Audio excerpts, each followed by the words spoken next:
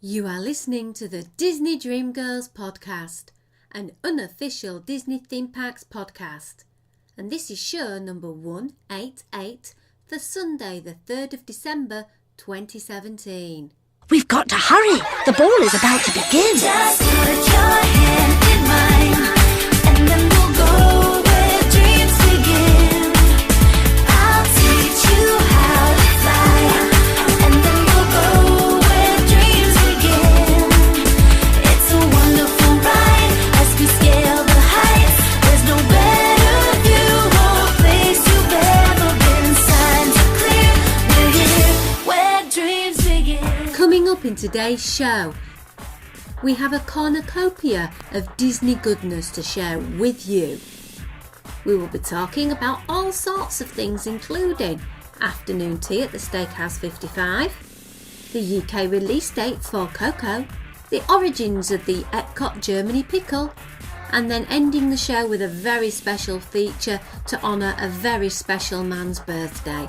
While you listen, why not drop us a tweet at DisDreamGirls. Email us info@DisneyDreamGirls.com. Go to our Facebook page by searching Disney Dream Girls and joining our fun over there. And finally, if you haven't already, we'd be very grateful of an iTunes review just to celebrate the fact that we are actually 4 years old now.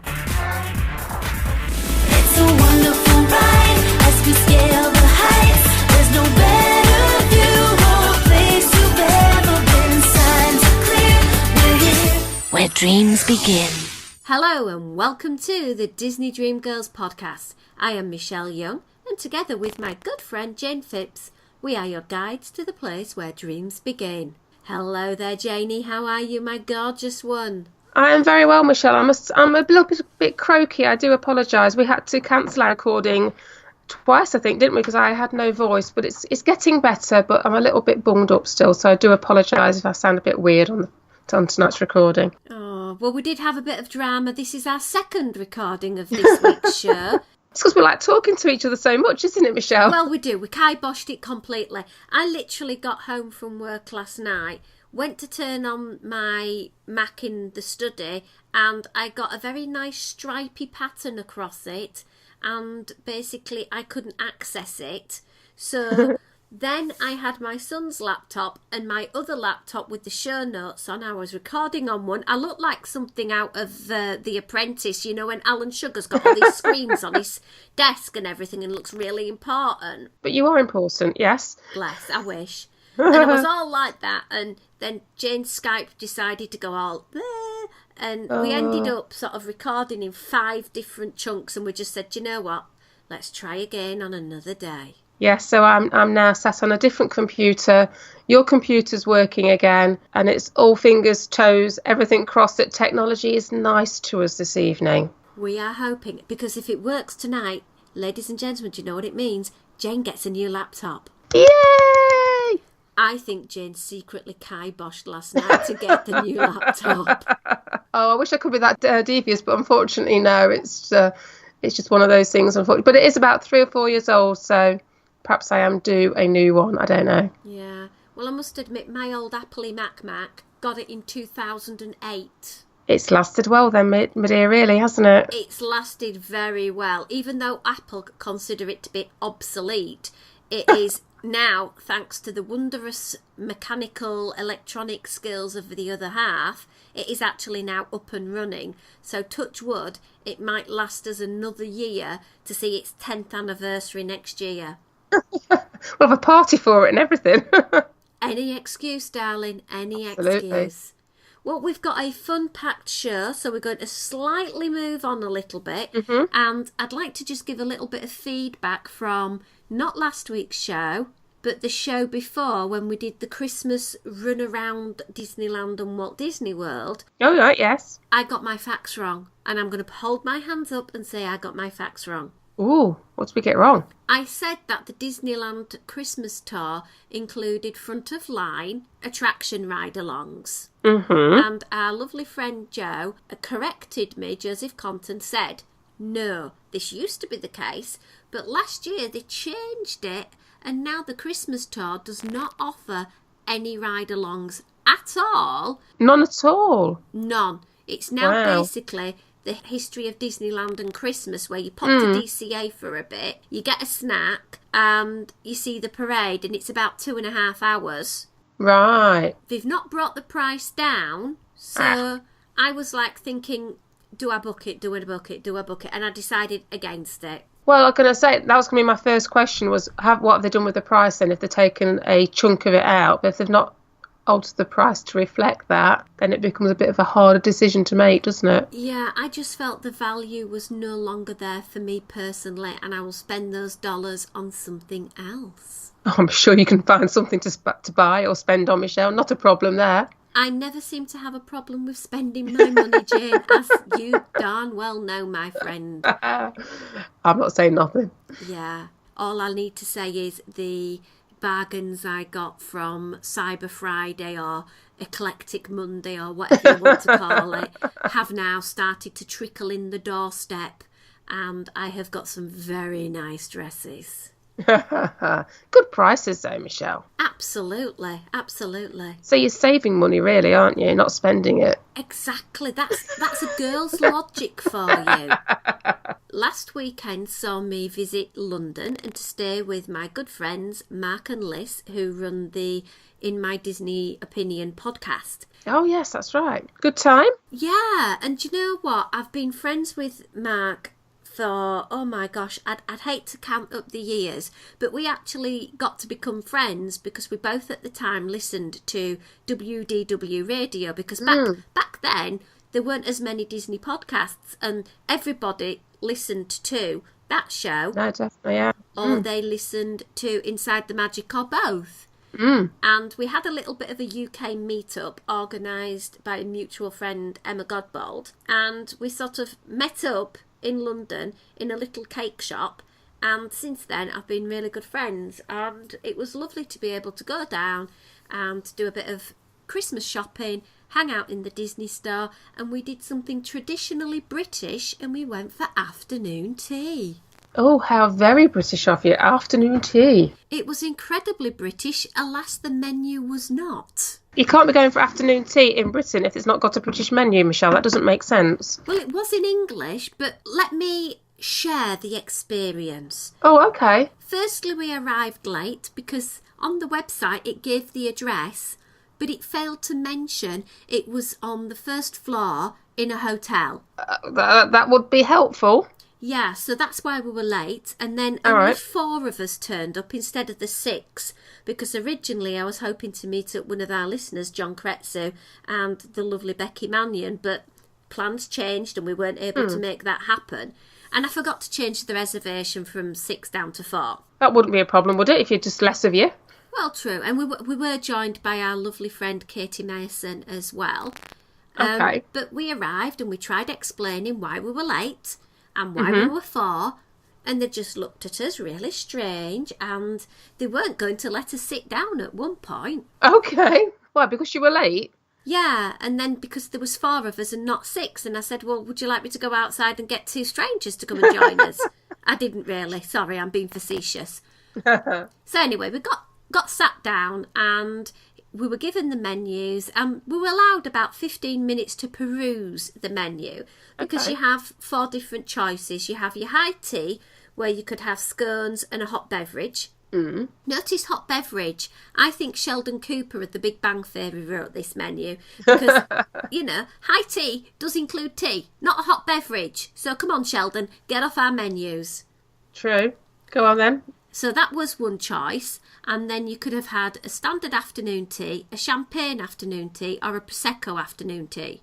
Ooh, right, okay. And then they had a 4-stage menu where you got to choose 2 items from each section, and they had a hot kitchen section, a scone section, sandwich section, and dessert section. Okay, I have a bit of a problem with that. Well, yeah, because it's not afternoon tea, is it? It's an eclectic mix of little served food. Yes, I don't associate hot food with an afternoon tea either. No, now don't get me wrong, the food was divine. It was Okay. absolutely delicious, but it was very weird because we ordered and the waiter brought over the little pots of jam, which were in a glass dish with a little silver cloche, and revealed it. So we had a strawberry and vanilla preserve, and then we had a rhubarb and ginger, and then we got some clotted cream. Mark and Lissa only got the jam. So she said, well, can we have some cream, please? Yeah. We've run out of cream. No, you can't be selling afternoon tea and run out of clotted cream. But you'd have thought they'd have said, we're terribly sorry, we've run out of cream. Could we give you something else? Would you like an extra jam? No, nothing. Nothing else offered. How about they nip out to the shops and buy some more? Yeah, could have done that. Silly, silly thing. And it wasn't like it was the end of afternoon tea service. It was 3 o'clock. It was mid-tea. Mid-tea service, definitely. Yeah. So we got the pots of jam, and then they brought our pots of tea, and we then waited another 15 minutes or so, and they brought Mark and Liss's starters. Well, at this point, Katie and I were about to faint with hunger, because we'd been there now about 3/4 of an hour. And then they eventually brought some scones for us, and they were the world's smallest scones ever. But hey-ho, it's London prices, I understand. And they were delicious. They were very, very nice. And then Mark and Liz got their, sort of cake stand full of the other goodies. But this was like an hour on from ordering. They still hadn't got their champagne. Ooh.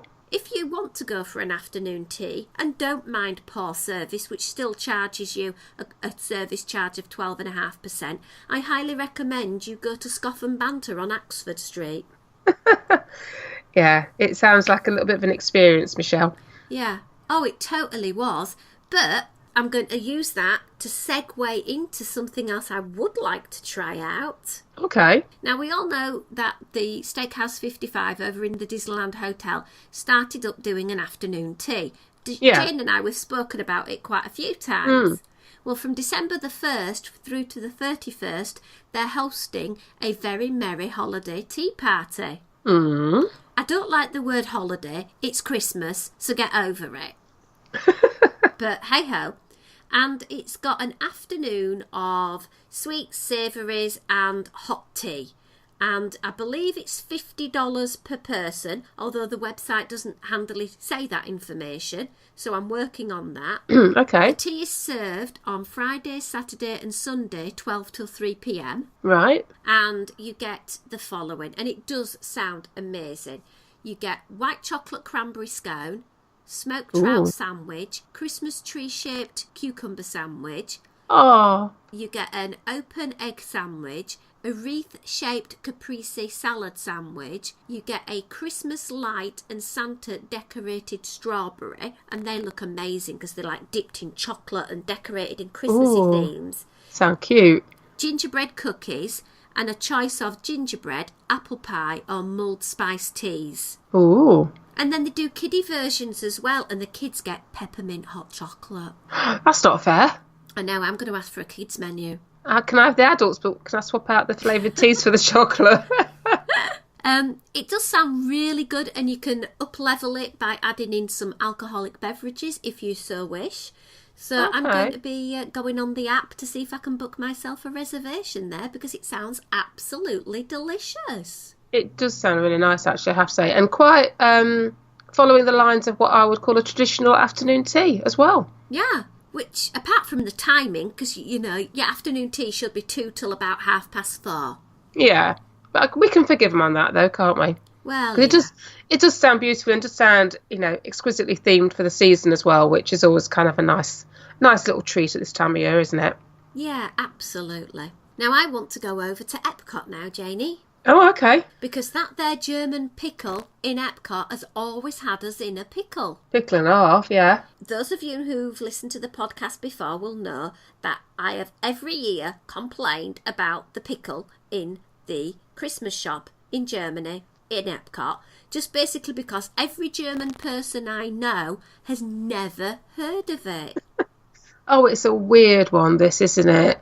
Why would you want to put a pickle on your tree? I'm sorry. Well, I think I've dug deep enough to find the real reason. Oh, okay. Go on then. I've done a little bit of research. So basically, the Weihnachtsgurke, which is the German word for the green pickle ornament, Right, I'm glad you said that. I know. Well, I don't mind a bit of German. You know, I can have a little dabble in German. I'm trilingual. I'll try a bit of German. I'll try a bit of French, and it's all pronounced in the best possible taste. I'm sorry, I've now got Kenny Everett in my mind, and I need to get back on the podcast. Yes, come on, Pickles. Pickles, Quicker. yes. Come on. So, if we hop back in time to 1597, Right. sounded like when we started recording this podcast, to be quite honest, and we go to the small town of Lauscher, which is in Germany, which is now called Thuringia. Okay. And it's an area of Germany that is well known for its glass blowing. Oh, okay. Right, yes, okay. So we're going with this. Yes, yeah, I can see that. And in 1847, they started producing fruits and nuts out of glass. Right. And these fruit and nut glass ornaments became traditionally used at Christmas. But yeah, I can see that. So this is where people are thinking it sort of came from. However, I've got a lovely story, and I'd really love this story to be true because it is absolutely lovely. Oh, okay. What's this then? Okay, well, there was a man called John Lauer, and the rumour has it that it was perhaps John Hans Lauer, because Hans is a typical name that you would have if you were German. Yes. Particularly if you were from Bavaria, like he was. And in 1842, he wrote to speak about a family story all about the Christmas pickle. Right. So basically, this gentleman, John Lauer, was held and sent to prison in Andersonville in Georgia. He was in incredibly poor health and starving, and he basically begged the guard for just a pickle before he died. And the guard took pity on him and found the pickle for him, and thus the eating of the pickle gave him the mental and physical strength to live on by the kind action of that guard who found that food item for him. Okay. So when he returned back home to Bavaria, he was reunited with his family, and he began a tradition of remembering that kindness of the guard by hanging a pickle on his Christmas tree. Okay, yeah. The first person in his family who found the pickle that Christmas morning would be blessed with a year of good fortune. Ooh, so I need to go and find a pickle and be the first one to find it on my tree then. Yeah, but I think that's a lovely story, and if that is the true story, that makes sense, because if it only happened in a small part of Bavaria, then it makes sense why every single German doesn't know about this tradition. Yeah, but, I mean, if it is true, and I mean, it does sound like one of those oldie-worldy tales that could very well be or have some essence of truth in it. I wonder how if it's only in like a small area of Germany that it relates to, I wonder how then it got its way into Epcot. I've no idea, but one thing I do know is that the Imagineers, when they go and research the places that they were putting into World Showcase, they actually went to the places and did research. Well, it could have even been that one of the Imagineers had family in Bavaria or had heard the story or anything. We have no idea. But they're now also selling a mushroom as well. So we need to find out next the mushroom story. Oh, goodness me. Because I think that would be quite sweet, actually. You've got quite a legitimate old world story. So how has the old world merged with current new world? And I would be really curious now to figure out which Imagineer it was came up with it and why, and the history of them finding out about it. And now why mushrooms? Yeah. Yeah. I've no idea. Maybe they thought, well, we've sold pickles to virtually every Disney fan under the world. Let's try and sell them a mushroom as well. Maybe. It's still not good on my tree, though. No, I'm not having either because I don't like pickles. Neither do I. There you go. Yeah. So that's Jayne and I's pickle of a problem. All sorted. Yay! So moving away from the American theme parks, I'd like to take you to Disneyland Paris. All right. Okay. What's happening over there? Well, I'd literally like to take you to Disneyland Paris, Jayne. Would you? Yeah. Can you? Well, I can't on New Year's Eve, lovey, because it's a hard ticket event and I haven't got a ticket. Oh. Sorry. Oh. So what are they doing then for this hard ticket event? Okay, well, they're firstly charging you £38. Okay, not too bad for New Year's Eve. The park is going to close, Disneyland Park, from 6:30pm. Right. If you've got a ticket, you will then be able to go in. Mm-hmm. And what they're going to do is they're going to be a massive parade of Halloween, Christmas and 25th anniversary magic Okay. And then at midnight, there's going to be a magnificent set of fireworks above Sleeping Beauty Castle. Right. There's going to be dance parties and lots of magic throughout the evening. Yay. All sounds magical. Yeah. It's definitely a nice little bit of fundraising for DLP. True. My question is this the way forward? Are they testing this in DLP before rolling it out to the American theme parks and saying that if you want to go to Epcot or Walt Disney World or Disneyland or wherever on New Year's Eve, you've got to buy a specific ticket for that? Well, yeah, I suppose that's a very interesting question, isn't it? Because we do know how busy the American parks do get over the holiday period. I mean, we'll sit here watching Twitter feeds to say, they're at DEFCON 1 or whatever it is to, who they're letting in, who they're not letting in. So is that a way around controlling crowds, perhaps? I don't know.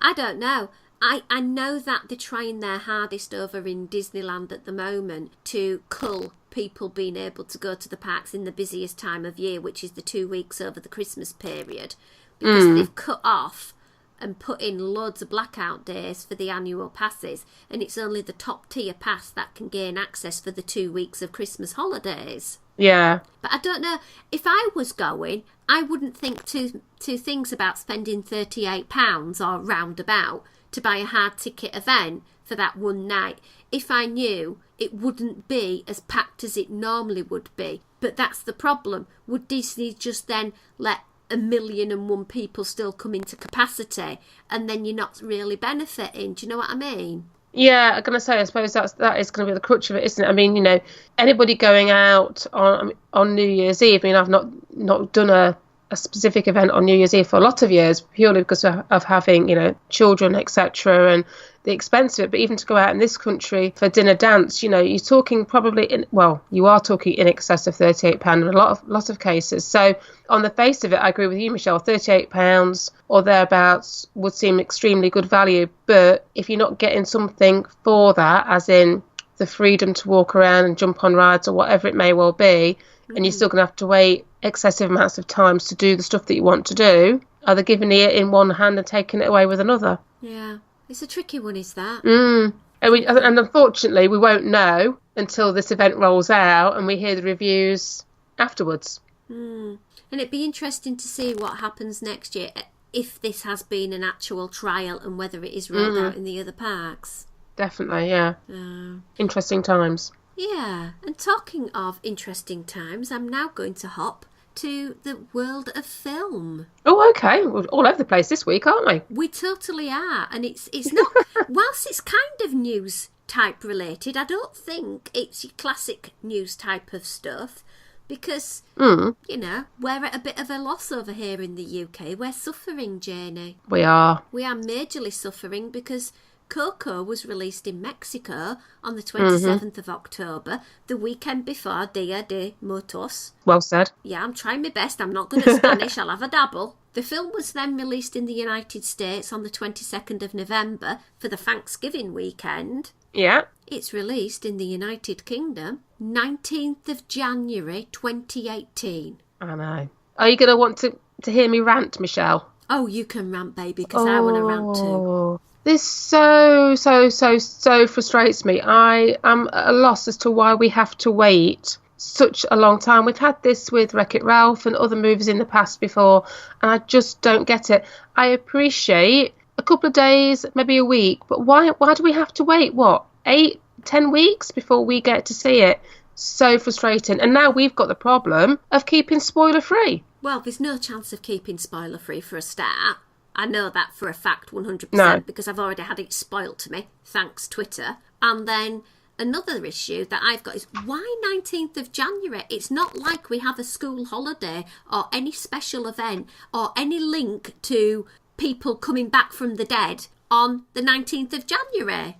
No, I mean, I can appreciate wanting to coincide with a holiday like New Year or Christmas, or we do have a half term, as we call it, break for most of the country around about mid-February time, which sometimes movies are coincided with that. But at 19th of Jan, what a random date for it to come out. But I think I remember looking at the list of release dates, and I think we're well down the bottom of in all the world sort of thing. We're quite way down the bottom of release dates for this particular film, and I just don't get it because I would have thought the UK would be such a big market for them. And nowadays with streaming services and goodness knows what else, surely they're going to lose some income because people will try and get to see this movie through not so legal methods, shall we say? Totally agree with that, 100%, yeah. Because I know people who've already tried to find it on the streaming services already, and at the moment it's only available in Spanish. Although it was interesting, actually, I had a conversation at work today. We were talking about songs that the children, because we're obviously working with small children, are into. And somebody mentioned Coco, and they'd assumed it was already out in this country because they've seen so much merchandise for it. So when I said to them, but it's not even been out yet, the children won't know what it's about. They were like, what, really? You know, they were gobsmacked that it wasn't actually out in this country because they were aware of it, even though it's not hit the cinemas yet. Yeah, anyway, that's my little gripe over and done with. Okay. So let's move on to our big thing, our big news of the show. And I'd like to just extend a cordial happy birthday because on the 5th of December 1901 saw the birth of Walter Elias Disney to Flora and Elias Disney. Yay, we wouldn't be sat here talking about stuff, would we, if it hadn't been for that occasion? We never would have met Jayne. No, that's very true. And that leaves a little Jayne-shaped place in my heart. Bless you. Well, he was born at 1249 Tripp Avenue in Chicago, Illinois, and this address actually changed in 1909 to 2156 Tripp Avenue. Random, okay. I know. Yeah, let's just renumber the street. It's fine. Walt was the fourth son of the family. They also had Herbert, Raymond and Roy. And then after Walt, they had a little girl called Ruth who was born December 1903. What's the December birthdays? Ah, you see, I know my facts. I don't know if you know this, Jayne, but do you know where the name Walter came from and why it was chosen for Walt? I don't actually know. Well, the family had a pastor, which we would call, obviously, I'm not talking about pastor as in tagliatelle. I'm talking about pastor as in priest or vicar or clergy, called Walter Parr, and they named him in recognition for him. Oh, didn't know that. Yeah, it's a good job he didn't have a really weird name, though, isn't it? Yeah, we could be talking about a whole other thing, couldn't we? I know. Can you imagine? It's the Zachariah Disney Corporation.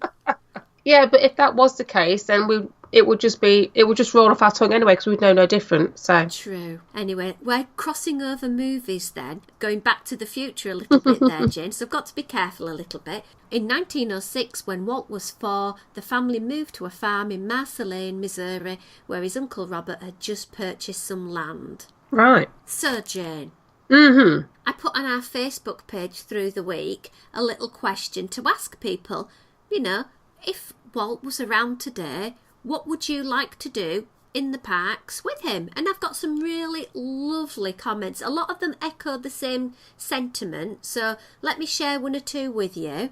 Okay. Erica Daniela wanted to walk around modern Disneyland to see his reaction to the park's growth. Mm. And this was echoed by Sally McKinley, who just wanted to listen to him as he walked around the park. Right. Few people brought in the railroad, especially Angie Nail. She said she'd just love to sit with him on the train, listen to him just talk, because we all know how close to his heart the railway was. Mm-hmm. Adam Santina said he'd like to ride the Carousel of Progress and then discuss how that final future scene worked out. But obviously he'd have to go back to the future scene that Walt devised in the first place. Because if you remember back when we talked about the Carousel of Progress, the future scene we see now isn't the scene that Walt devised. No. But it would be interesting to have Walt's opinion on it anyway. Oh, God, yeah. Another person who mentioned the carousel is Martine Mason as well. Yeah. Jennifer Cole mentions about riding on King Arthur's carousel. How sweet. And Sharon Alicia, she basically said the same, want to just be with him in Disneyland, talking. And another interesting one was Linda Ellis Stewing, and she wanted to go over to World Showcase at Epcot to hear his thoughts for his experimental prototype community of tomorrow to see how it came to fruition in comparison to what Walt imagined. Yeah, because obviously what it was intended to be is very different from how it's now turned out. So, yeah, it'd be really interesting to see what he would think of it now. Absolutely. What about you, Jayne? Any ideas? And I'm saving one for the last reveal because this is the best idea. I just wonder what you'd like to do. Well, I mean, I'm going to be boring and echo really what everybody else has said. You know, the thought of being able to spend some time with Walt and get his take on what his empire has become, because he could never possibly have imagined the enormity of the company as it stands today. You know, I mean, to be able to go back and talk to him and, you know, the original animators that set it all up and running would be amazing. Very selfish from my point of view, I have to say, to be able to talk to these guys and hear how they actually got started and find out what the road was like getting it up and running and making a success of it, and then seeing their reaction to, you know, like we've said before, how Epcot has turned out to be, or looking at the modern day animations, you know, the likes of the Pixars, etc. You know, could they possibly have ever imagined seeing on screen what we are now so used to seeing compared to what they were creating back in the 30s and the 40s and so forth. So it's a very selfish reason. It's just being able to, you know, just tap into these Walt and these people that we've come to know and love purely through their work that they've left behind. Well, the last one is Donald Wicks has suggested dining at Club 33 because he believes if anyone could get him in, it would be Uncle Walt. Well, I would think so. It got me thinking. Right. How about a special event where we could have a meal at Club 33 with Walt Disney? What do you think? That would be rather special if we could do it. But it's not going to happen. But yeah, I mean, yeah, just to be able to sit and chat and find out stuff and, you know, and we could have a whole proper dinner party. We could have one of those, you know, fantasy dinner parties, couldn't we? Yeah. So who else could we have with him? We'd have to have people of his ilk that would be there that could inform us of how it all came to be. So you're talking about the 9 old men?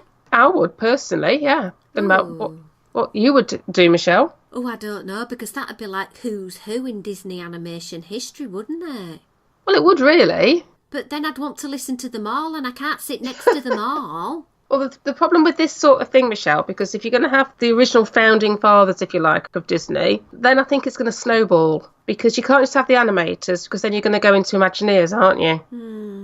And then it's just going to get ridiculous. Yeah, and Club 33 won't hold everybody I'd want to have at that dinner. Well, maybe we could stage it in events and have it on, like, rotation, perhaps. Do you know what? I'm going to keep it simple.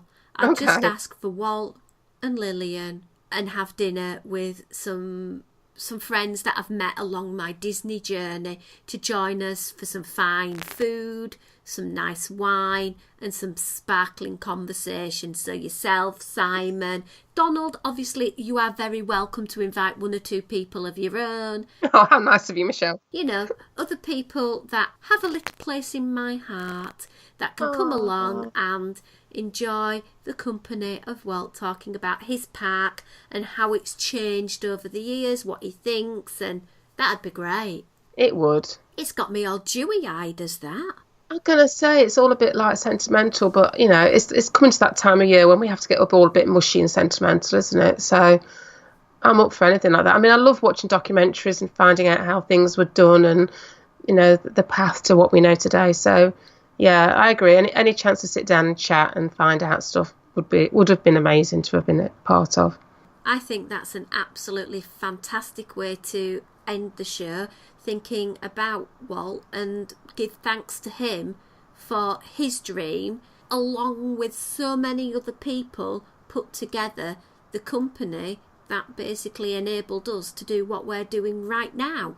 I'm going to say, I mean, we've said it numerous times about, you know, meeting up with friends and people that we've come to know in the Disney community, and it is kind of all part and parcel. Without this whole love of Disney, we wouldn't know each other, would we? You know, and we've both got lots of friendships across lots of thousands of miles that we wouldn't have had it had not been for Disney. Thank you for everyone who messaged me via our Facebook page, facebook.com/Disney Dream Girls. It's always great to hear from people. You know, we've got messages coming back and forth from Angie Mills at the moment, who's just coming back from Disneyland Paris. It was great to see the trip that she had. Absolutely magical. Thank you for sharing that. You can contact us in many other ways. Twitter, we are @DisDreamGirls or @Jayne Phipps.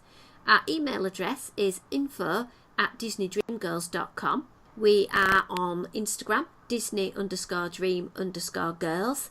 You can also visit us on iTunes. If you've enjoyed the show, why not give us a review? Why not even refresh your review? You know, get it up to date and all sparkly spanking new for Christmas for us. And if you've enjoyed us even more than that, you can support us by visiting our Patreon page, where you can donate a little bit of money our way, and in return we will give you some exclusive additional extra content. Anyway, until our next show, it's goodbye from me, Michelle. And it's bye from me, Jayne. Where dreams begin.